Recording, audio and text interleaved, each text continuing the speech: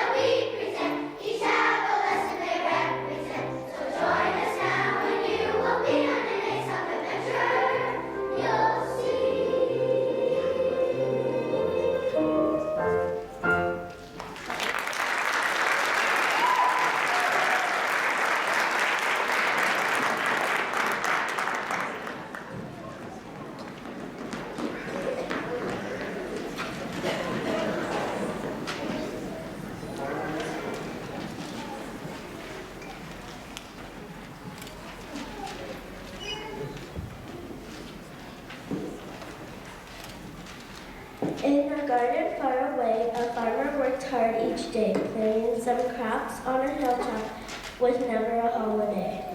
How high will this corn get? This can be my best crop yet. In a few days, I'll be paid for all my hard work and sweat. But what do I see here? There's some kernels off this ear. Could be birds or deer. So in the garden there, the farmer set a snare. He catched the crook so he would look at the thief who took his share. It happened that very day the stork came by to play with the naughty current crew, though everyone knew they were known to disobey. Guys, I'm bored. I think we should go toward the farmer's hill. We'll eat our fill of all the corn that we adore. That's not a very good deal. Just think how you would feel if you worked hard out in the cornyard just so the birds could steal. Oh gee, who cares about that? You're such a fraidy cat. We're out for fun, and when we're done, we'll look for more of that. I'm not at all afraid. I'd just rather not invade. I'll go along, though I still think it's wrong, and wait for you under some shade. So the stork went with the crows and found the corn and meat rose, but he wanted to hang around with the gang. So a poor choice he chose. As far as soon as he got there, he was caught up in a snare. His friends flew away, leaving him to pay a panic in despair. The farmer found him in a trap, making a quiet treble flap. He was so scared, for the farmer prepared his skinny neck to snap. Oh, please, kind sir, hear me. This is not what it seems to be. I did not eat your crop, but I tried to stop the crows that were here with me. Well, that's quite rare to catch a stroke in the snare. Your guilt, so I must declare. So that poor stork too late realized his awful mistake. With his wilder friends left him to fend for himself. What a terrible fate. The lesson here is clear. He could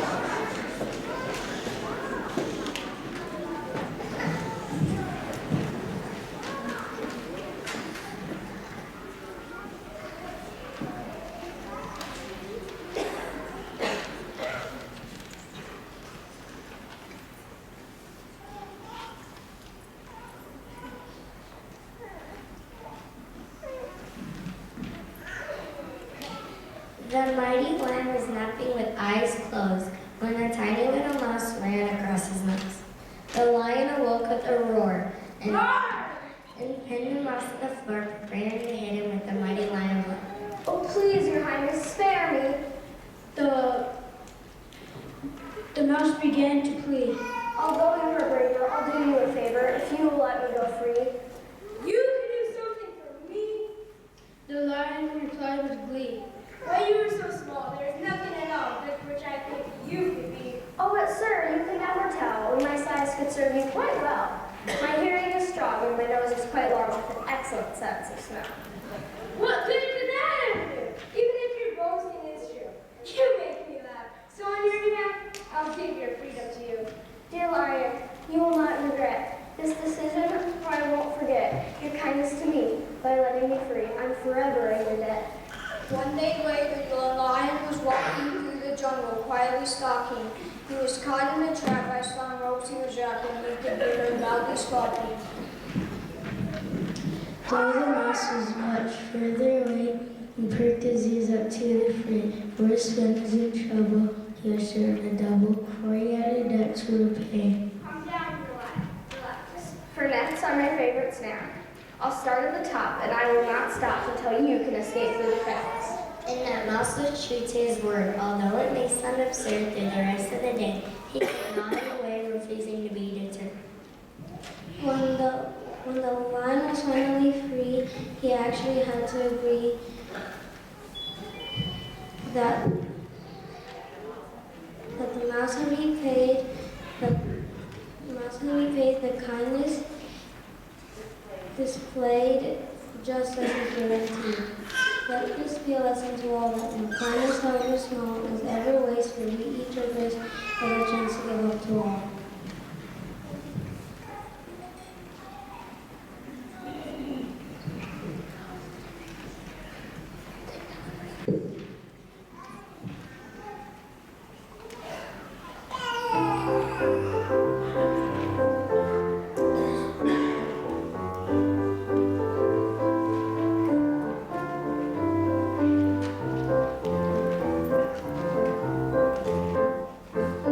Kindness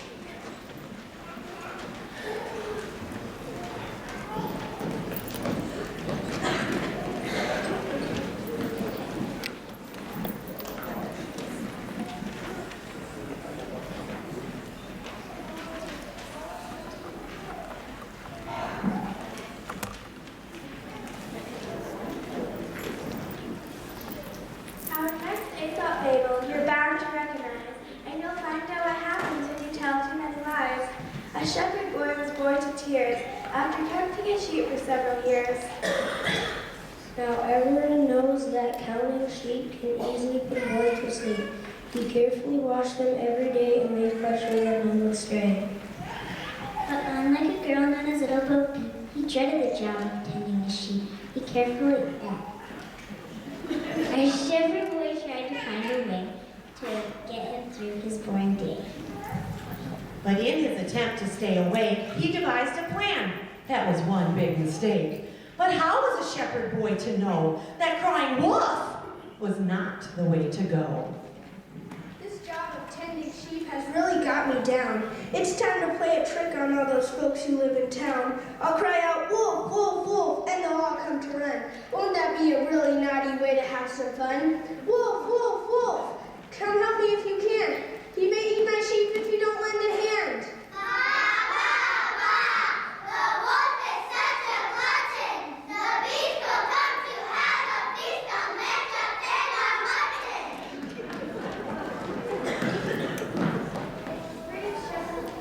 Brave shepherd boy, we heard your cries and came to save the day. Where's the wolf who scared the sheep? Did he run away? Ha ha, I played a joke on you. I just cried wolf to have some fun and see what you would do. A joke? And to think that we can run you all this way. Don't ever try that stunt again or there will be prices to pay.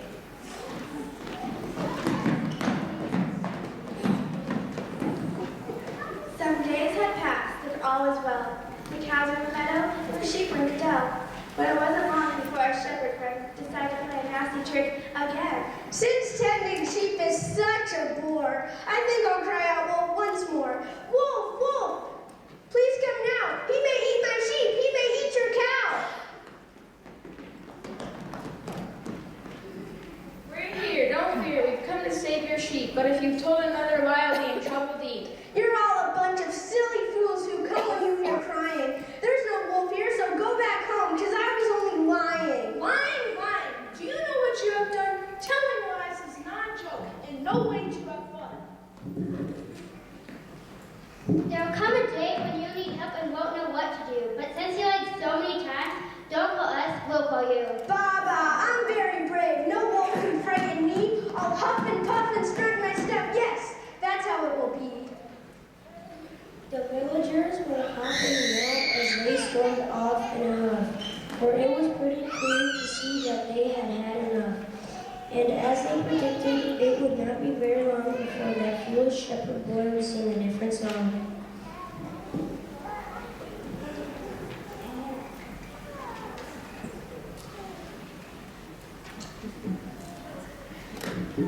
Grr, grr, I've come to have my fun. I'm here to take your sheep away. There's no place you can run. Help, help! A wolf, a wolf! This time my cry is real. If you don't come here, my sheep will surely steal. Help, help! His mournful cry was heard by all, but the townfolk did not budge. It sounded like another lie, as far as they could judge. We'll call out our good friend to tell the moral of this tale, for she will be glad to demonstrate this truth that shall prevail. If you're known for telling lies each and every day, when you tell the truth, no one will believe a word you say.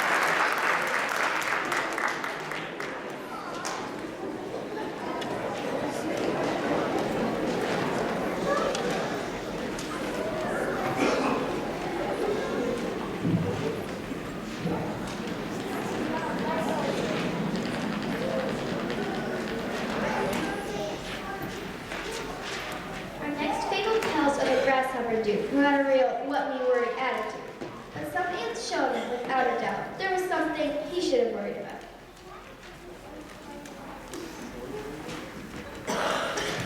Well, my good friends, it's such a lovely day, so why are you all busily working away?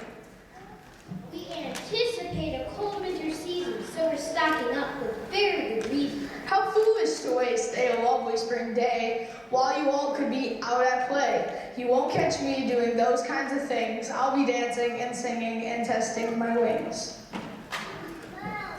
Mr. Grasshopper, with your antics, we strongly disagree. Our anthem is be prepared for every eventuality, so we're stocking up on things we might need to make this winter a good one indeed. Let's see what we have. Anti-perspirant, antiseptic cream,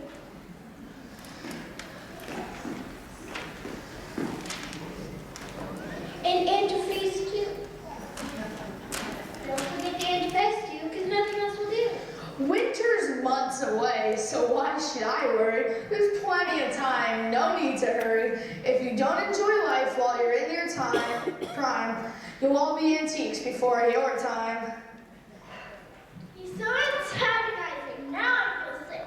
Someone please bring me the antacid quick.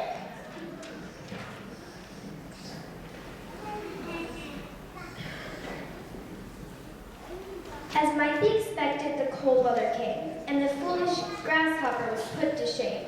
Those ambitious ants had been working away, while he was out singing and playing all day, so he had no food, needless to say.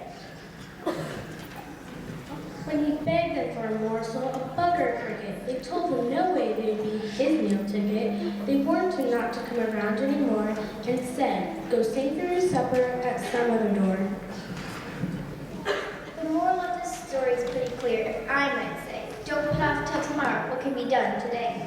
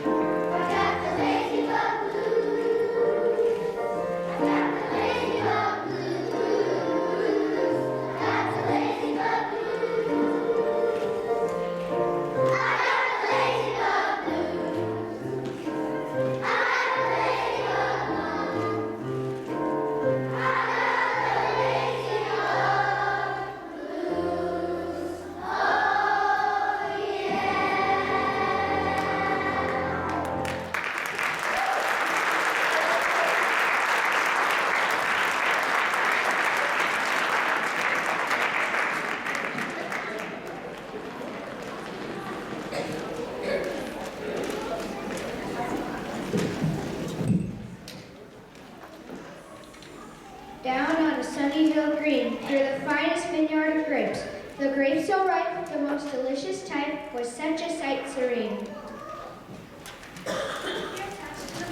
Enjoying the weather so fine. My grapes are plump, so sweet and plump because of the warm sunshine. Soon on the road will appear a hungry fox quite unaware that he's finally lying in sight of dying on his spacious hillside. This must be my lucky day, for not very far away, I see some grapes in a lovely landscape. What a marvelous display. I'll just help myself to some, for such a long way I've come. I can't even think when I've had something to drink or eaten a single crumb. So the fox began to carry out his plan. He backed up a bit, then licked his lip. Towards the grapes he ran. But he felt the grapes too sweet and landed in the great heap. He was quite rough, and even in a cup of wood he did slowly creep.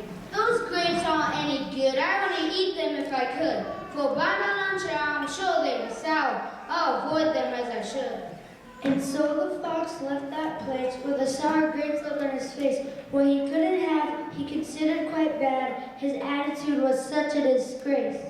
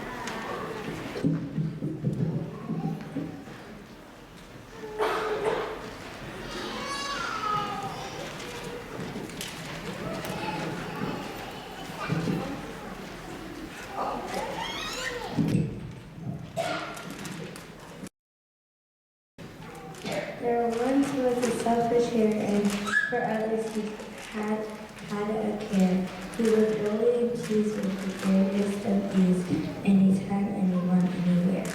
My wonderful ears are so long, and my legs are amazingly strong. My speed is my glory, I'm so hunky-dory, I know I could never be wrong.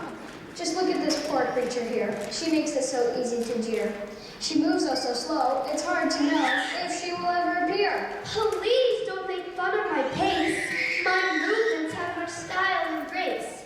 Though slow and steady, I'm always ready to challenge you, sir, to a race. Is this some kind of joke? My speed against this slowpoke? So let us begin. I'll easily win, leaving you in a cloud of smoke. The beginning of the race became a quite show, as the news spreaded high and low. To settle a grudge, the foxes may judge and charge of the way they should go. And many animals came, excited to watch the big game. Squirrels, bears, and deer. Then a porcupine came near to see a winner proclaimed. Now here are the rules of this race. You'll begin at the starting place. You'll go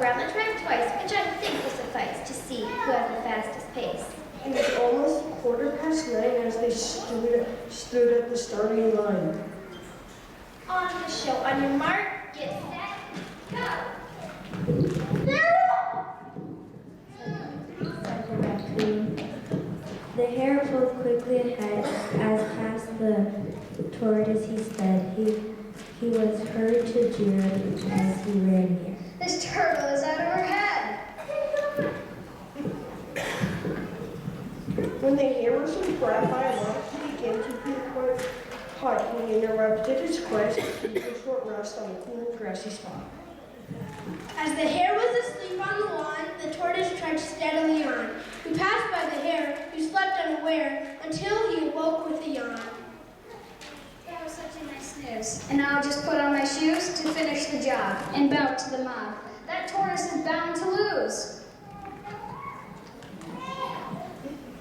Then the hare saw to his dismay that the tortoise was well on his way. No fear, shouted he, but this just couldn't be, as he quickly was up and away.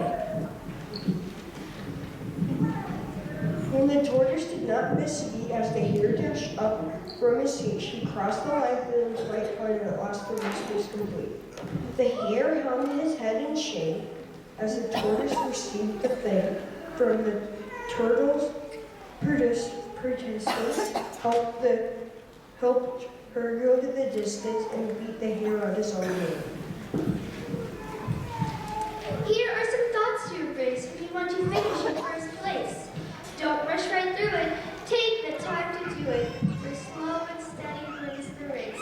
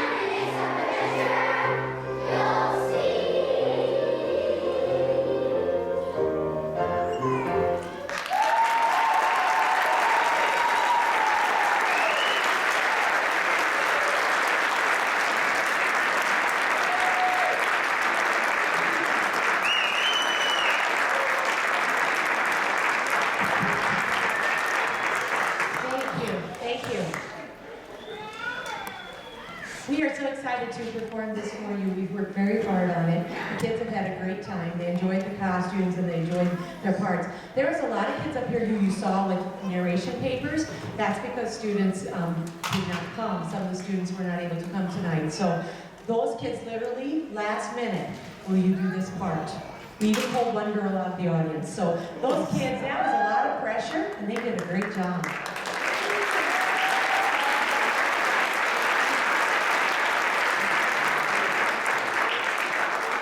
Before I let you go tonight, we have some thank yous. First of all, I need to thank the teachers.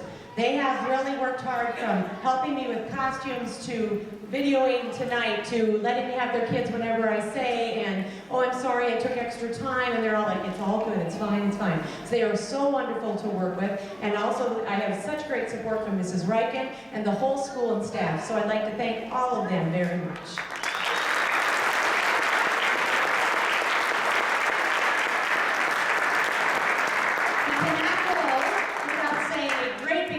To our accompanist, Miss Schramm. Oh, we love her.